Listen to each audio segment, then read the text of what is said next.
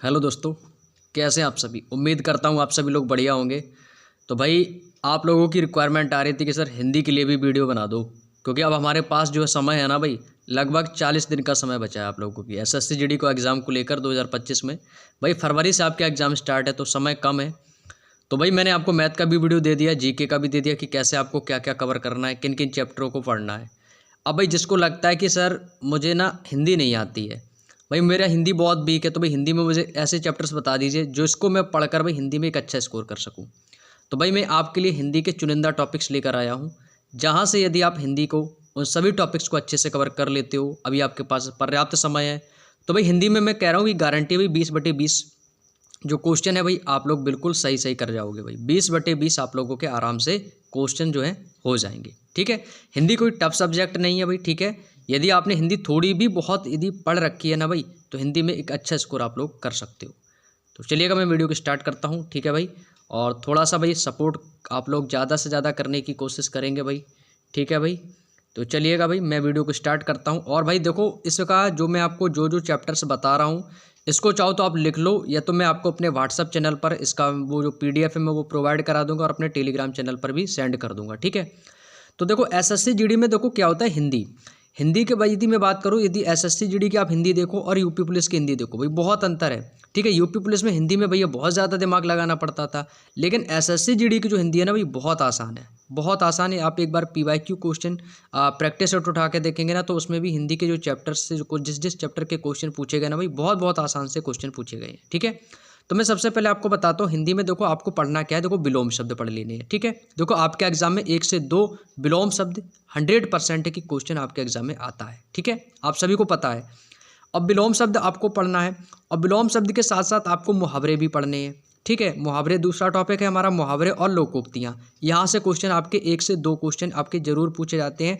आपके जितनी भी शिफ्ट के एग्जाम होंगे एसएससी जीडी के, हर एक शिफ्ट में आपके मुहावरे और लोकोक्तियों से 1 से 2 क्वेश्चन आपके एग्जाम में जरूर बनेंगे भाई। ठीक है, और विलोम शब्द से भी 1 से 2 क्वेश्चन आपके बन जाएंगे। इसके बाद आपको पढ़ने अनेक शब्दों के लिए एक शब्द। ठीक है भाई, अनेक शब्दों के लिए एक शब्द पढ़ने हैं आपको। अब आप कहोगे सर ये तो आपने बता दिया कि विलोम शब्द, मुहावरे, लोकोक्तियाँ और अनेक शब्दों के लिए एक शब्द, लेकिन ये तो सारी रटने वाली चीज़ है भाई, रटने वाली चीज़ें। तो इसको हम पढ़ेंगे कि भाई क्या अभी मुहावरे और विलोम शब्द तो भाई बहुत सारे लिखे हुए हैं। तो भाई देखो विलोम शब्द भाई बहुत आसान है। ठीक है, आप यदि मान के चलो जैसे आपके पास 4 से 5 पेज यदि विलोम शब्द है, यदि आपके पास कोई भी बुक है, आप उस बुक में जितने भी विलोम शब्द लिखे हैं सबको एक तरफ से पढ़ लो। और मैंने ना आपको जो एसएससी जीडी रोजगार विद अंकित भाटी सर की जो हिंदी का बुक का जो मैंने आपको सॉल्यूशन कराया है भाई, वो तो भाई बहुत ही आसान है। आप कुछ मत करो, मैं जो आपको विलोम शब्द बता रहा हूँ, जो आपके एसएससी जीडी 2025 की जो अभी अंकित भाटी सर ने जो हिंदी की जो बुक लॉन्च की है ना, उस हिंदी को आप अच्छे से पढ़ लो। मैं कह रहा हूँ उसी बुक से ही आपके हिंदी के 20/20 आराम से आ जाएंगे। 20/20 आपके हिंदी में आराम से आ जाएंगे उसी बुक से, क्योंकि उस बुक में आपके पीवाईक्यू जो क्वेश्चन आपके 2021, 22, 23, 24 में जो भी आपके क्वेश्चंस आए हैं वो सारे क्वेश्चंस उसमें दिए गए हैं। और उसके अलावा भी जो आपके एग्जाम से रिलेटेड एसएससी ने अभी तक जितने भी एग्जाम हुए हिंदी के जो भी क्वेश्चन हैं वो सारे उसमें दिए गए हैं।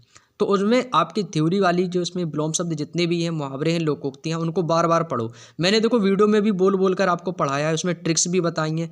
आप उन वीडियो को 1.5 से 2 गुनी स्पीड में देख लो। मेरी वीडियो को आप 1.5 से 2 गुनी स्पीड में देख लो। आप किसी अन्य टीचर से भी पढ़ रहे हो तो कोई दिक्कत नहीं है, आप उनकी भी वीडियो को देख सकते हो। ठीक है, 1.5 से 2 गुनी स्पीड में वीडियो लगा लो और बस उनको सुनते जाओ। और सुनने के बाद आपके पास जो भी बुक हो उसमें जितने भी आपके हिंदी में विलोम शब्द, मुहावरे, लोकोक्तियाँ लिखी हैं उनको पढ़ लो अच्छे से। 2-2, 3-3 बार पढ़ो, याद होते चले जाएंगे। ठीक है, और इसके बाद आपको देखो आपको अनेक शब्दों के लिए एक शब्द से 1 से 2 क्वेश्चन देखने को मिल जाएंगे। अब इसके बाद देखो वर्तनी, देखो वर्तनी से आपके एग्जाम में क्वेश्चन आते हैं। हम देखो गलती कहाँ पर करेंगे भाई, वर्तनी में गलती कर सकते हैं। ठीक हो, बाकी चीज़ें तो आप याद करके कर सकते हो। ठीक है, लेकिन वर्तनी में क्या, वर्तनी में आपको गलती हो सकती है आप लोगों से। ठीक है, तो वर्तनी के लिए क्या करना है आपको, एसएससी जीडी अंकित भाटी सर की जो बुक है उसमें वर्तनी के बहुत सारे क्वेश्चंस दिए गए हैं, उन क्वेश्चंस को लगाओ। और वर्तनी में आपको करना क्या होता है कि हमें एक एक गलत वाक्य दिया हो जाता है, उसमें सही पूछा जाता है, और जब सही वाक्य दिया जाता है उसमें हमें गलत को छांटना होता है। तो ये क्या है कि वर्तनी पे आपको थोड़ा सा ध्यान देना है। वर्तनी के जितने भी आपके क्वेश्चन एग्जाम में पूछे गए उनको लगाओ। ठीक है, इसके बाद आपको देखो वाक्य शुद्धि से भी क्वेश्चन आते हैं, वाक्य शुद्धि से भी क्वेश्चन आएंगे, वर्तनी से भी आएंगे। ठीक है। अब देखो वर्तनी में बहुत सारे पॉइंट्स हैं, जैसे आपका एक उज्ज्वल का पूछा जाता है कि बताइएगा कि उज्ज्वल निम्नलिखित में से उज्ज्वल को कैसे लिखा जाएगा। तो उज्ज्वल को देखिए भाई, उज्ज्वल का जो सही रूप होता है वो क्या होता है, उसमें दोनों आधे जा होते हैं, दोनों आधे जा होते हैं, है ना। जिसमें एक आधा जा और एक पूरा जा होगा वो देखने में तो सही लगता है, लेकिन होता वो कैसा है, गलत। ये इंपॉर्टेंट है उज्ज्वल वाला, इसको थोड़ा सा याद कर लेना आप लोग, ठीक है, अच्छे से देख लेना।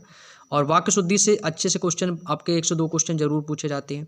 अब भाई देखो एसएससी जीडी में क्या होता है, रिक्त स्थानों की पूर्ति भी आती है, ठीक है। रिक्त स्थान आ जाते हैं, एक सेंटेंस होता है और उस सेंटेंस में हमें एक उपयुक्त शब्द उसमें रिक्त स्थान में भरना होता है कि जो कि उस वाक्य को पूरी तरीके से स्पष्ट कर सके, ठीक है।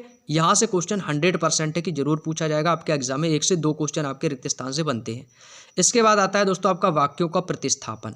वाक्यों का प्रतिस्थापन जो है, यहाँ से आपके 1 से 2 क्वेश्चन बनते हैं, क्योंकि वाक्यों का जो प्रतिस्थापन है एसएससी जीडी का सबसे इंपॉर्टेंट चैप्टर है। यहाँ से आपके एग्जाम में 1 से 2 क्वेश्चन बनते हैं, इसको भाई अच्छे से कंप्लीट कर लेना।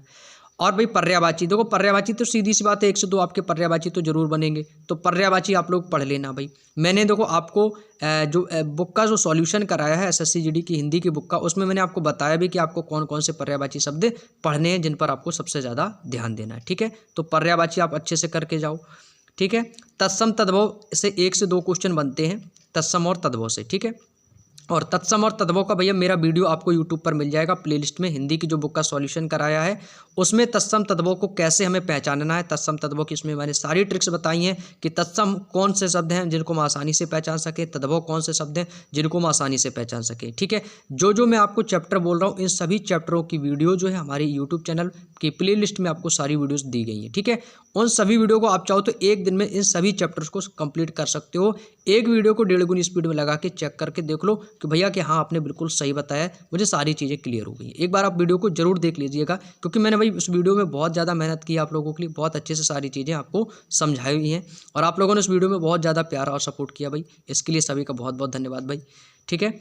और आपको देखो संज्ञा सर्वनाम क्रिया विशेषण, ये तो भाई संज्ञा को पहचानना, संज्ञा कितने प्रकार की होती है, क्रिया विशेषण, है ना, इनको भी अच्छे से पढ़ लेना। यहाँ से क्वेश्चन बहुत कम बनते हैं, लगभग 1 क्वेश्चन बन जाता है आपका संज्ञा सर्वनाम क्रिया विशेषण से, 1 क्वेश्चन आपका जहाँ तक आता है।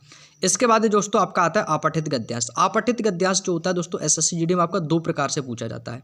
एक तो भैया आपका गद्यांश दे देगा और उसमें से पूछेगा, उस गद्यांश के बारे में आपको 5 क्वेश्चन देता है। गद्यांश में देखो आपके 5 क्वेश्चन बनते हैं, ठीक है। और एक गद्यांश आपका आता है दोस्तों रिक्त स्थान वाला गद्यांश, मतलब दिया जाएगा तो गद्यांश ही, लेकिन वो उसमें डॉटेड कर देता है, रिक्त स्थान टाइप का बना देता है। उसमें से आपको 5 रिक्त स्थान दे देगा थोड़ी थोड़ी जगह पर, उनमें से आपको उन रिक्त स्थानों में से एक उचित शब्द का उसमें आपको भरना होता है, ठीक है। तो वो भी एक गद्यांश आता है। तो गद्यांश में आपके 2 टाइप्स के आएंगे, या तो रिक्त स्थान वाला गद्यांश पूछ लेगा या आपका जो नॉर्मली गद्यांश आता है वैसे आपका पूछ लेगा। तो गद्यांश से 5 क्वेश्चन ये 100% है, हर एक शिफ्ट में आएगा। तो गद्यांश से देखो गद्यांश हमेशा नया आता है ना। कभी कभी हो जाता है कि हाँ भाई किस्मत अच्छी है तो कभी कभी आपने जो प्रैक्टिस सेट में पढ़े होते हैं गद्यांश वही आपका सेम मिल जाता है, जैसे कि इस बार यूपीपी में भी आप लोगों ने देखा होगा, ठीक है।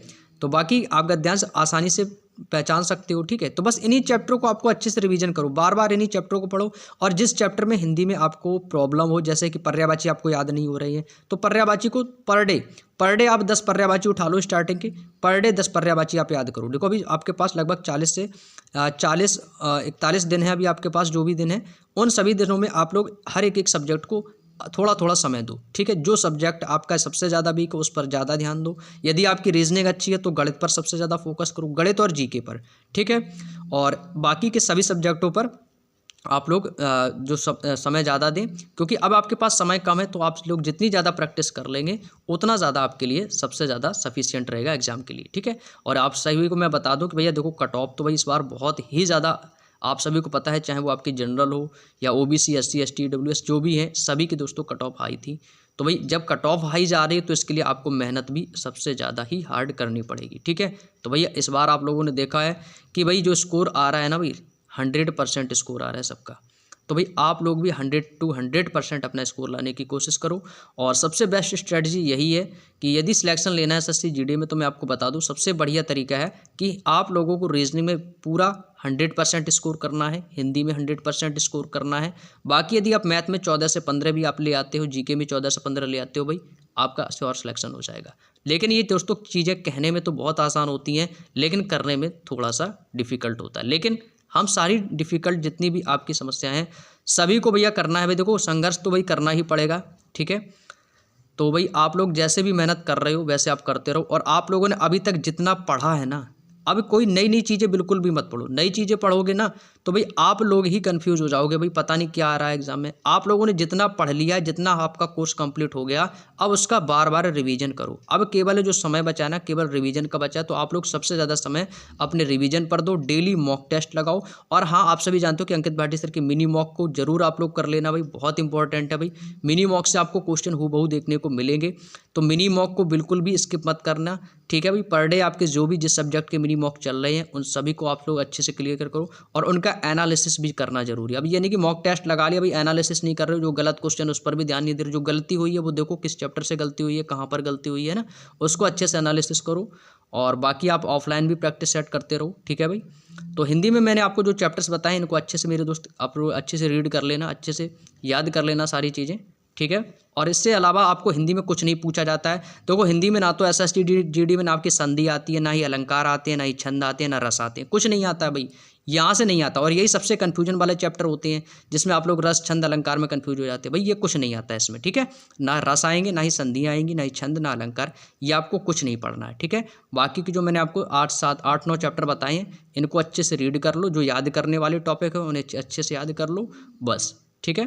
तो चलिएगा मेरे दोस्तों, आज का जो वीडियो था स्पेशल आप लोगों को हिंदी के लिए था। आप लोगों को कह रहे थे कि सर हिंदी के लिए वीडियो बना दो, हिंदी के लिए। तो भाई हिंदी के लिए मैंने आपको ये वीडियो दोस्तों बना दिया है। तो आप लोग जो चीज़ें मैंने बताई इनको दोस्तों आप डेली प्रैक्टिस में आप यूज़ करते रहो एग्जाम तक। भाई अब ज़्यादा समय नहीं, तो 40 दिन भैया आप दे दो अच्छे से समय, इसके बाद एग्ज़ाम हो जाएगा, आप लोग फिर कोई दिक्कत नहीं है, ठीक है भाई। तो आप लोगों की एक रिक्वायरमेंट और है कि सर रीजनिंग के लिए और बता दो, ठीक है। तो मैं रीजनिंग के लिए ना आपको लिए जब भी मुझे समय मिलेगा तो रीजनिंग के लिए भी एक वीडियो बना दूंगा कि रीजनिंग में आपके किस किस चैप्टर को सबसे ज़्यादा ध्यान देना है, ठीक है। तो चलिएगा दोस्तों, आज की वीडियो में इतना ही। और हाँ, वीडियो के लास्ट में मुझे कमेंट करके ज़रूर बता दीजिएगा भाई कि आपको जो मेरा वीडियो है कैसा लगा, ठीक है। तो जिससे मुझे एक मोटिवेशन मिलता रहे। यदि वीडियो पसंद आया हो तो भी वीडियो को लाइक कर देना। और चैनल पर काफ़ी लोग हमारे दोस्त नए भी जुड़े होंगे, तो भाई उनसे एक ही निवेदन है कि यदि आप चैनल पर नए आए हैं तो चैनल को एक बार सब्सक्राइब कर लेना, क्योंकि आप लोग भाई इस परिवार के एक सदस्य हैं। तो भाई आप लोग प्लीज़ ज़्यादा से ज़्यादा सपोर्ट करने की कोशिश करेंगे। तो चलिएगा, आज की वीडियो में इतना ही, मिलते हैं नेक्स्ट क्लास में। तब तक के लिए सभी को जय हिंद, जय भारत।